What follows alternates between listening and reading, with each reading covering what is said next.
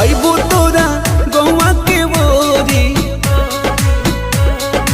अच्छा अइबो तोरा गौवा के बोरी।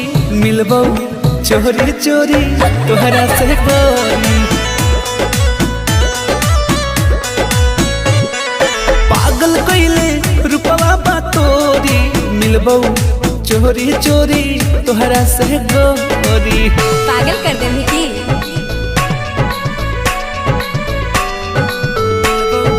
चोरी चोरी तोहरा से गोरी।